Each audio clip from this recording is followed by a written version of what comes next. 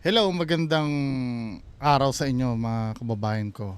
Kasi nagre-record ako ngayon, hindi pa final yung result ng mga votes eh.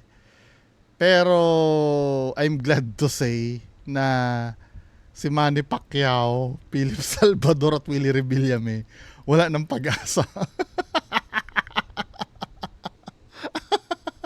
Si Bong Revilla medyo lumalaban-laban pero feeling ko hindi na papasok yan. Yung current na top 12 ngayon, okay na ako dyan. Yan na yan, okay na yan. Buti hindi nakapasok. Kinulang si ano eh. Kinulang si Willie Revillame ng giling-giling. dapat kasi ano siya eh. Inano niya yung giling-giling niya eh. No? Tapos yung hindi na nag-work yung budots ni Bong Revilla. Well, as of this recording lang to. Malay natin kung ano, pero dito sa 12 na to maligaya na ako dito. Na okay na 'yan. Tama na. Huwag nang baguhin. Now, usap tayo usap tayo ng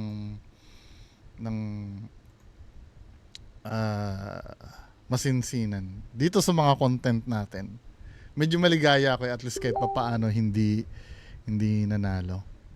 Yung mga pinapanalangin ko wag manalo. Now, unang topic. Unang topic. Ito, no? Sino nakapanood nito? Play natin ha, mga kababayan ko. Ayusin ko lang muna.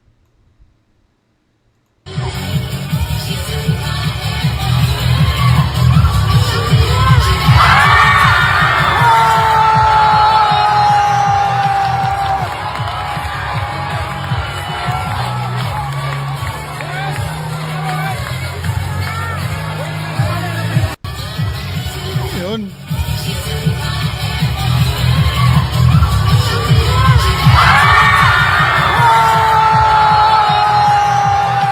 Sa akin, kung akong tatanungin nyo, kung ako'y di-disqualified ko yan eh. Hindi, magkano ba mapapanalunan dyan? Sabihin mo ng 10,000? 10,000 or 20,000? Hindi worth it eh. 'Di ba? O let's say, sabihin na natin na-execute ni ate ng maayos yung stunt niya. Yung from bubong tapos tatalon siya ng ganon. Tinataas niya kasi yung standard. Yung mga susunod sa kanya pipilitin na mas higitan pa yan eh. Hanggang sa darating na yung time na may mapapahamak na dahil gustong dapat yung mga contest na ganyan i-maintain pa rin nila yung rules na walang mga ganon-ganon. Kasi hindi maganda yan men eh. Hindi siya yes, no, nakakahanga. Just imagine ganun kataas, tatalon ka. Pero men hindi siya worth it eh.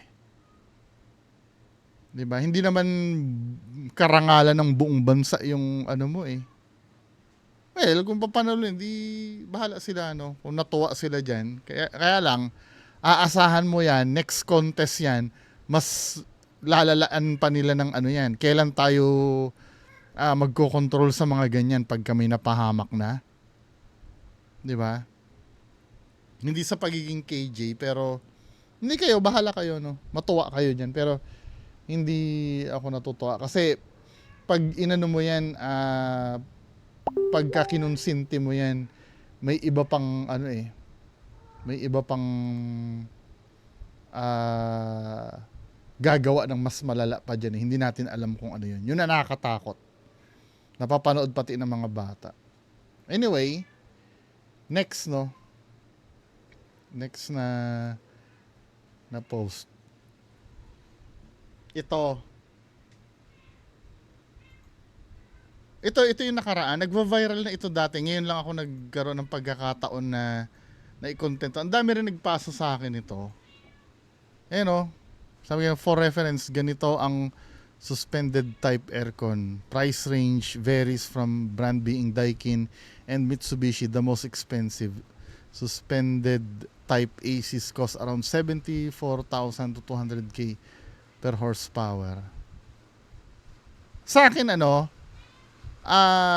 kung afford nila Vilma yan, yung ganyan, I'm sure lipa yan, kung kung afford ni Vilma Santos yan, wala namang masama diyan. 'Di ba? Wala namang masama. Yung pag-afford ng aircon, walang masama doon may pangbili sila Ang problema kasi niyan, yung dating ba sa mga mamamayan na kami komportable kami dito. Basta diyan lang kayo, may initan lang kayo. 'Di ba? Parang alam mo ba parang sinasampal mo yung mga tao niyan na talagang pinapakita mo na hindi kabilang ang tao sa inyo. Habang sila naiinitan kayo, ang sarap ng buhay nyo. Parang for me minamak nyo yung taong bayan yan Na sige, iboto nyo pa kami at mananatili kayo mas komportable kaysa sa inyo. 'Di ba? Well, at some point naman, siguro gusto nilang i-project na nagpapakatotoo talaga sila. Pero yung spirit kasi ng pakikisama sa sa taong bayan, parang nawawala dito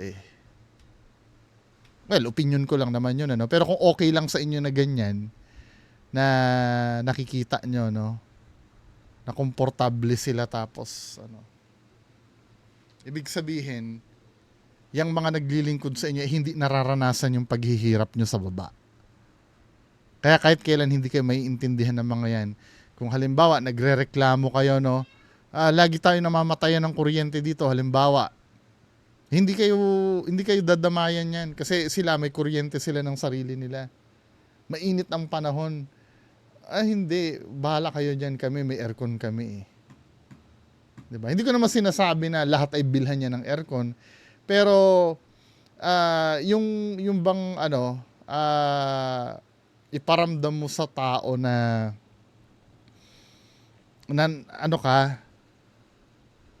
nararamdaman mo rin yung nararamdaman nila. Diba? Hindi mo naman kailangan maging OA Yung simple, pero yung ganyan, parang ayaw na ayaw mong mainitan.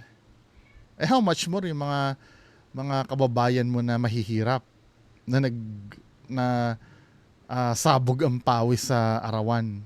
Tapos ikaw hindi mo kaya. 'Di ba? Maliban na lang kung ang ang plataporma mo bilhan sila lahat ng aircon na hindi nyo na mararanasan ang mainitan. 'Di ba? Well, opinion ko lang naman 'yun Pero kung okay lang sa inyo 'yan, mga taga-Lipa na ganyan, edi boto nyo. Kalayaan nyo naman yan Tinanong lang po kasi ako kung ano yung masasabi ko dito. Sa akin hindi siya maganda. Parang hindi kayo madadamayan sa oras ng paghihirap nyo. Parang ang mangyari kaplastikan lang. Parang nakikita ko diyan parang bagyo dito sa lugar natin. Basta kami nasa ligtas kaming lugar, kayo bahala kayo diyan, bahala na yung mga di ba? Anyway, hindi malay mo naman talagang gusto lang nila maging komportable Anyway, next next issue. Ano yung next issue? Ano to?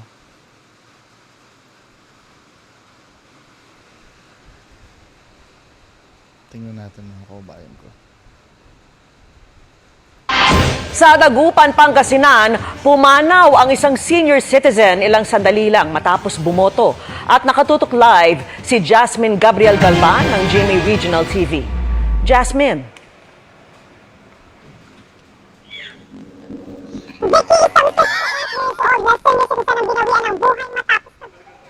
Mamaya na ho natin babalikan si Jasmine Gabriel Galban. Siguro sa hina ng signal, may pangalawang beses pa daw. Ano tong pangalawang beses na to? Tingnan nga natin. Pumanaw ang isang senior citizen ilang sandali matapos bumoto. At nakatutok live si Jasmine Gabriel Galban ng GMA Regional TV. Jasmine.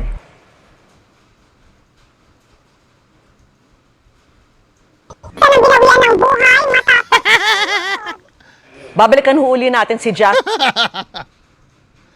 Pero ano, hindi naman may iwasan yun. Hindi naman kasalanan ng GMA yun. Di ba? Yan yung mga tinatawag na technical difficulties. Diba? Passable yan. Wala nang problema dyan. Next. Next issue.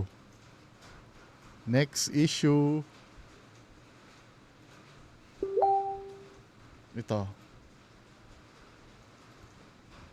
Ano tong Antipolo Skate Park?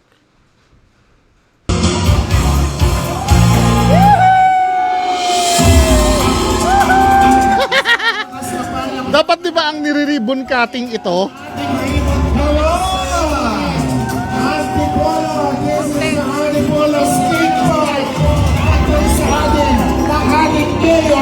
Mali yung kinat nilang ribbon. Mali naman, dapat ang tinuruan na sila ng ikakat. At ang ating project sponsor. Tarpaulin cutting. Anyway, hindi naman masyadong ano yun. Next. Ito si Sharon Cuneta. Oy, as of this recording, mukhang mananalo si Kiko, ha? Kasi kung titingnan ko yung ano, yung wait lang ha. Titingnan ko yung result, no? As of this recording, si Kiko ay pang 5. Mukhang mananalo to. Hindi na to matitibag. Kasi ano na to eh. Ilang percent na ba ito? 65.67% na eh. Ng total votes. Pang 5. Mukhang pasok si Kiko. No? Talagang ano, nakakagulat. Di ba kulelat sa survey yan? Hindi natin masasabi kasi yung ano eh. Ang kinagulat ko si Ben Tulfo Lagapak eh. Pero pang 13 siya. Pero hindi natin, as of this recording pang 13. Now, speaking of Kiko, ito yung ano, yung si Ate Shawi. Yung masasabi niya. Ano ba ito? Gusto ko nang itanong kung po ngayon iboto si Kiko. Meron kaming sagot. Meron na siyang nagawa. Sasabihin na walang nagawa. He has passed 200 plus laws. Sabihin nila, anin po ng meat. Bakit kumain sa takip ng kaldero? Meron namang plato. Meron namang plato ng sagay. Asin. Ayan. Ganyan ang kapampangan. Hindi kasi, Ate Shawi kasi, kaya pinagtatawanan siya dito, ay hindi naman talaga niya gawain yan.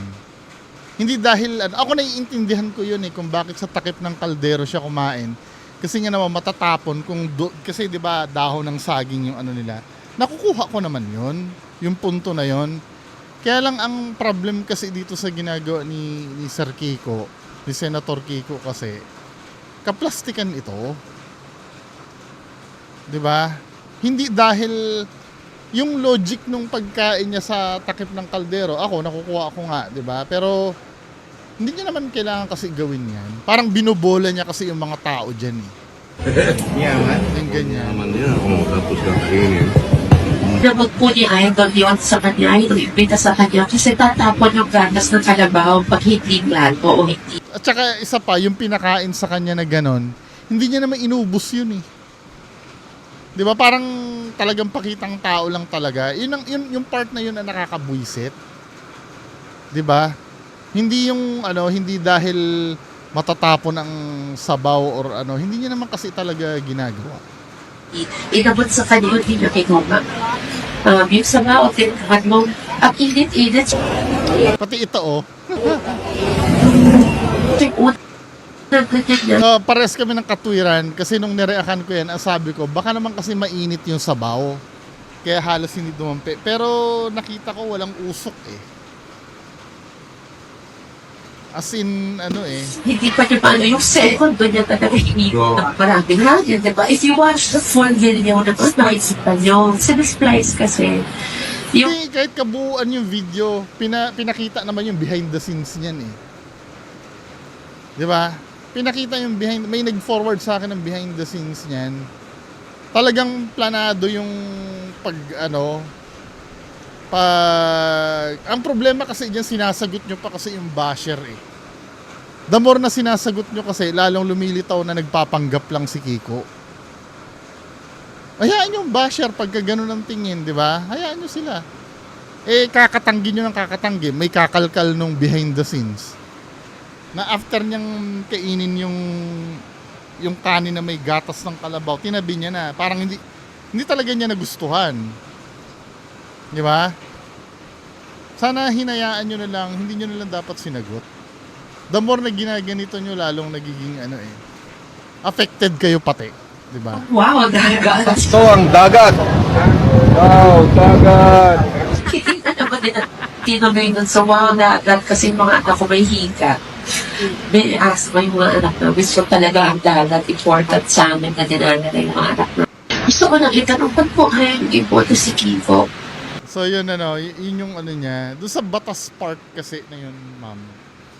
Yung tinatawag mong dahil doon sa yung mga ginawang batas.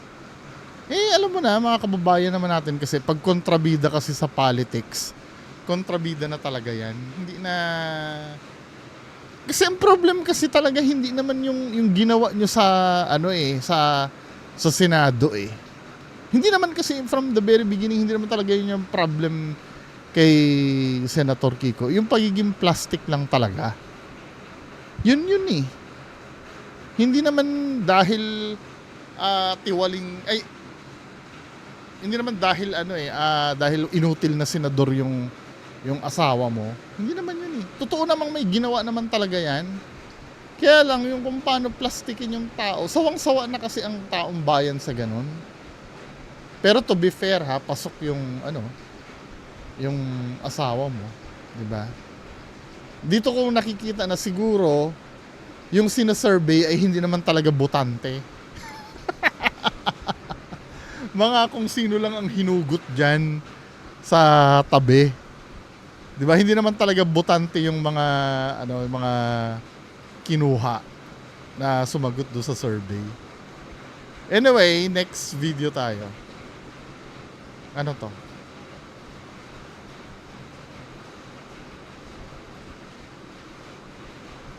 Ang sabi dito sa caption, bumoto ng tama, iba lumalabas daw sa resibo. Mahusay na machine. Tingnan nga natin. Ayan. Ito yung resibong natanggap ko nung bumoto ako. Una, blanco, wala. Yung pangalawa, ito. Pangatlo, ito pa rin. Iba yung mga lumabas na mga pangalan doon sa binoto ko. So, iiwanan ko ito sa PEI. Pagkandakilasatan, bahala na kayo dyan. Anong gagawin dyan? Basta magdiwala ka. Ganoon na alam ang perfecto tayo machine. Ayos na pakata. Mga kababayan, ito yung resibong natanggap. Hindi ko naman alam ang sistema niyan kung bakit nagkakaganyan. Pero ayoko munang mag-jump sa conclusion na may dayaan na nangyayari. Kasi mga kababayan ko, meron kasing ako kung pagdating sa computer kasi naranasan ko na before yan, may printer kasi ako dati eh. May time kasi na ewan ko kung same lang yung mga IT dyan, yung mga maalam dito. Kung same lang sila ng principle. Ito theory ko lang naman. Ako kasi dati may printer ako dati. Nagpiprint ako, ayaw mag-print. So nagpiprint ayaw mag-print. Then yung pala may paper jam pala. Now, inayos ko na Inayos ko na. Nakita ko may nakabara palang papel do sa printer. Nung magpiprint uli ako, ibang document na, ang lumalabas yung pinrint ko before na hindi nag-pursue. Yung pending. Ang theory ko dito, baka itong mga ibang lumalabas na to, ito yung mga hindi niluwa na may nauna siguro sa kanya na hindi nakatanggap ng resibo. Nung siya na yung nagsubo nung niya, sumunod na lang yung mga resibo, sunod-sunod na naglabas. Galing sa mga previous na bumoto.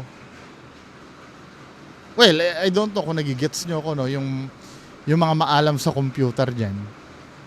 'Di ba? Same lang ba yun na ganun? Anyway, kung pandaraya yan, imbestigahan nila yan. Dahil nakakagulat nga naman yung nalalabas. iba yung resulta, di ba? Next.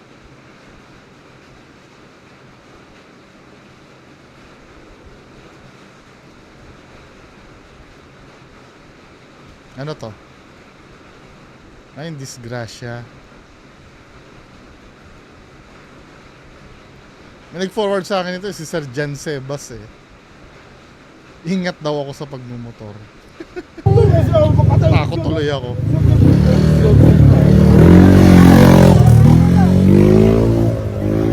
Hello, Michael. Dire sa amin, dire sa amin. Oh, dire. Oo. Nagpud sa mga version na abot dire. Ano dito? Anong dito? Ano dire man sa ning abot? Layo naman na nilaglag nun.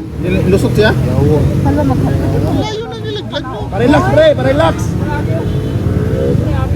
Pwede lang ko maghatag ng first aid on pa, pero dito ka na. Dapat rescuer ang ano niyan, kukuha niyan, ilalagay sa stretcher. Kasi sa ano niyan, sa bato pa siya nalaglag. Buti may helmet siya, no? Baka may ano yan, may basag na buto yan eh. Oh, Sabi dito sa comment section, no? Tawag ambulance X mag-video check. Hindi, baka naman nagtawag na ng ambulansya, hindi pa dumadating, kaya nag-video. hadlok sa ko magnaog. Pero bato yan eh, no? Delikado.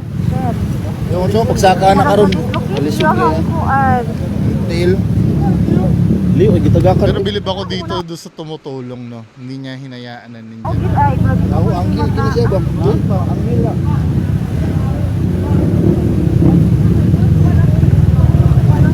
Huwag niyong gagalawin, men. Kuan ninyo, be? Ay, huwag niyong galawin ang ulo. Baka mamaya may fracture yan.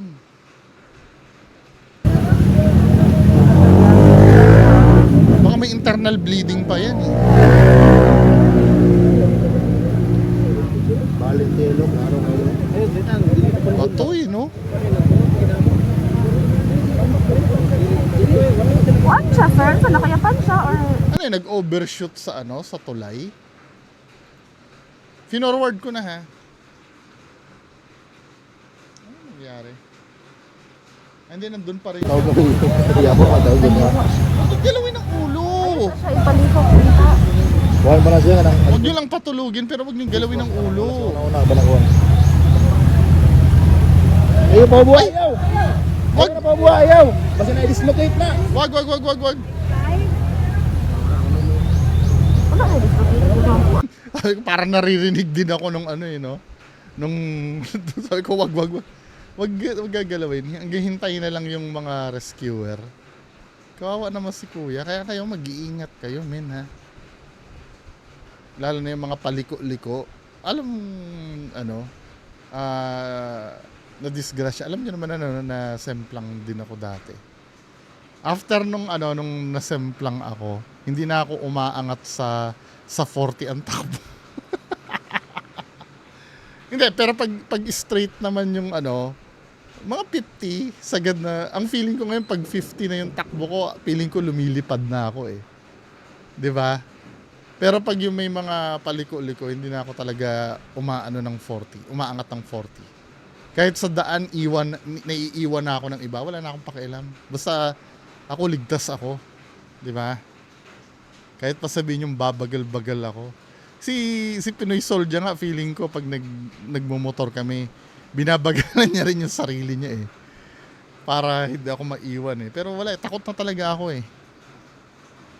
Kasi nung hindi pa ako nadidisgrasyan, madalas ako dyan 80, yan, 60, average ko na 60 eh. Nung nadisgrasya ako, yan, 40 pa lang kinakabahan na ako eh. Oh, last video. Ano itong last video na to? Natsyempohan ko din si Idol Aparito Sorsogon. Ito kalokohan to eh. Scam to. Ito yung manghihingi ng di ba, ng tulong. Saan nga yan? Saan nga apare to sursugon si Idol ah?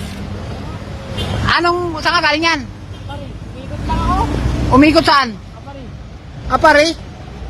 Sa Apari ka nagaling yan? Oo. Para Santana. Ikaw lang mag-isa? Ha? Oo. Kaya ang bigat. Ito talaga yan. Ha? Iniikot ko talaga. Bigat-bigat ang pagpo na yun ah. Yan lang to. Ilang araw ka na nagbabike? Isang araw. Ha? Isang araw. Isang araw, apari? Nagbabike ka? Apari to Sorsogon? Tingnan nga natin yung ano. Apari to Sorsogon, isang araw. Apari to Sorsogon.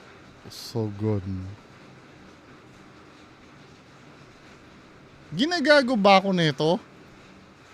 Apari to Sorsogon? Motor nga lang from Manila to Cavite. Ano halos kalahating araw na yung kaduluduluhan ng Cavite. Tapos ikaw isang araw, apari to Sorsogon.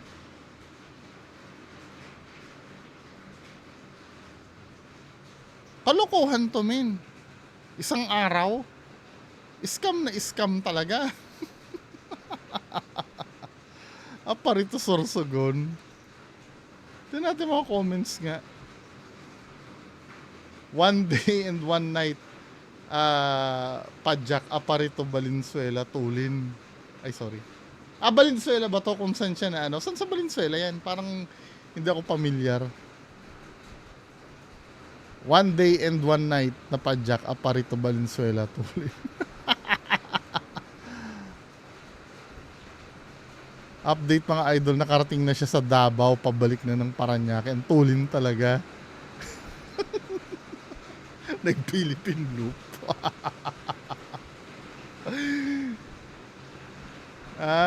Dati palang pahinante. Ano ba ang tracking nyo? Ano po? Winban po. Kargahan ng bigas. O, Bigas po namin hindi, anong pangalan ng tracking? Apo? Ano? RGS po. Ha? RGS. RGS. Anong pangalan mo? Carlo po. Carlo, anong apelyido? Rodriguez. Rodriguez. Anong pangalan ng driver mo? Romy. Romy. Pahinante pala siya. Saan niya nakuha yung ano? Kasi alam ko may mga nagdo-donate dyan, di ba? Pag meron siyang pag nakikita siya na nagaganyan. Ano bang pasya mo to? Pero man, Davao to Paranaque. Dali na ako sa ulo ko. Narating na po siya ng Davao, pabalik na po ng Paranaque. Saan lola mo kaya? Nagkakasahay ko lang.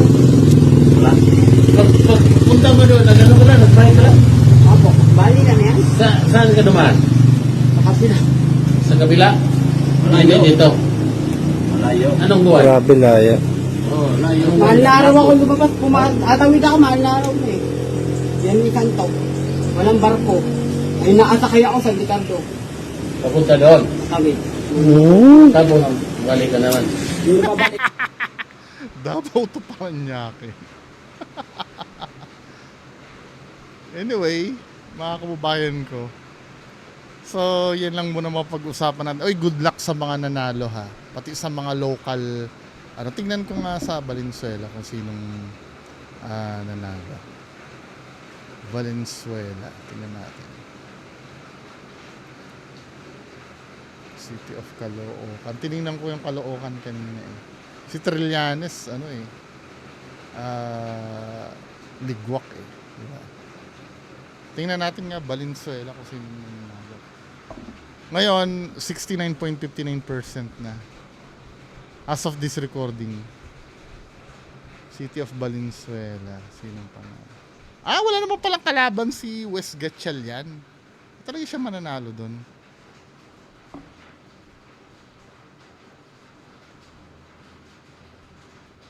Ba? Pababa si si Erwin Tulfo Ay, ano pala to? Sa Valenzuela lang, akala ko overall. Na ako. Ayan as of this recording, si Sir Marlon Idol Alejandrino ang vice mayor. Sa Manila nga, tingnan natin Manila. City of Manila.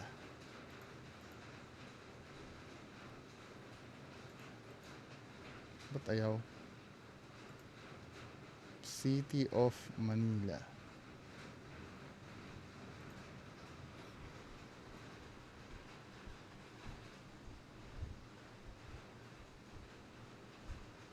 Bagal. Wala talagang ano si Isko. Panalo. Biruin mo, alam mo ang prediction ko dito, maglalaban silang dalawa ni ano eh, ni Sam Versosa eh. Mas malakas pa pala si Hani, no? Kaysa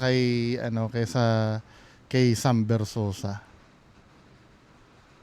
Ano talaga si Isko Moreno.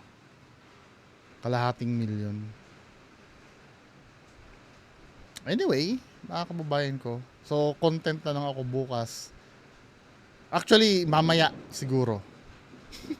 Sa result. Magandang hapon sa inyo lahat. Gabi kasi ngayon eh. Gabi ng ng 12. So, yun lang po muna. Bye-bye.